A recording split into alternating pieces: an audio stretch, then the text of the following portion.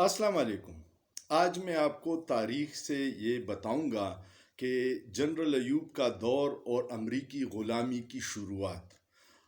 دوسری جنگ عظیم کے خاتمے پہ دنیا دو بڑے بلاکس میں تقسیم ہو گئی۔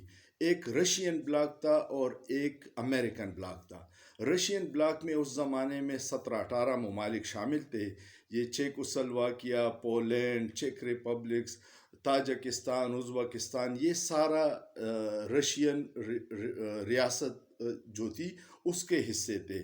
دوسری طرف امریکہ تھا اور ان کے درمیان چھپکلش تھی، جس کو اس دور میں سیاسی تاریخ میں سرد جنگ کہا جاتا ہے۔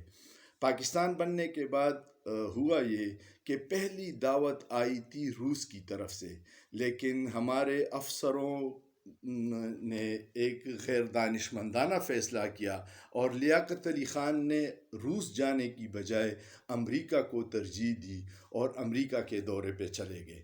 یہی سے کچھ ہمارے روس کے ساتھ بھی اختلافات کی بنیاد پڑ گئی، اور پھر جنرل ایوب کے دور میں یہ ہوا کہ روس نے جو رشین بلاک کے خلاف اتحاد بنایا تھا، سیٹو اور سینٹو، یہ دو تنظیمیں تھیں، اس میں شرکت کر کے اس اختلافات کو اور مضبوط کیا۔ اس زمانے میں ڈائریکٹ جنگیں نہیں ہوتی تھی، پراکسی وار ہوتی تھی، خفیہ ایجنسیاں ایک دوسرے کے خلاف کاروائیاں کرتی تھی، اور روس کی خفیہ ایجنسی کا نام KGB تھا۔ پاکستان کی خفیہ ایجنسی آپ کو پتہ ہے ISI تھی۔ افغانستان کی خفیہ ایجنسی خاد، اور روس کی CIA، انگلینڈ کی MI6، اور جو اسرائیل ہے اس کی موساد تھی۔ یہ ساری ایجنسیاں ایک دوسرے کے خلاف مفادات کو نقصان پہنچاتی تھی اور اپنے مفادات کا تحفظ کرتی تھی۔ جنرل ایوب نے یہ کیا کہ اس سے امریکہ نے روس کی جاسوسی کے لیے اڈے مانگے، اور جرنیلوں نے ہمیشہ یہی کیا ہے کہ امریکی غلامی میں پاکستان کی سرزمین امریکہ کو استعمال کی اجازت دی۔ پشاور میں ایک علاقہ ہے بڑا بیر، اور بڑا بیر میں پہلا US بیس بن گیا تھا ایئر فورس کا۔ یہاں امریکن رہتے تھے اور یہاں سے جاسوسی کے جہاز اڑتے تھے۔ ایک جہاز کا نام تھا U2 وہ جہاز تھا جو روس کے اوپر جاسوسی کرتا تھا اور ان کی معلومات لیتا تھا۔ یہ پشاور کے سے ذرا باہر کوہاٹ روڈ پہ بڑا بیر، آج کل وہ ہمارے اپنے ایئر فورس کا بیس ہے وہاں پہ، پہلے یہ امریکن کا بیس تھا، اور ان کے گھر بھی آپ جا کے دیکھ لیں تو وہ امریکنز کے لیے بنے تھے، تو سارے امریکن سٹائل میں بنے ہوئے ہیں۔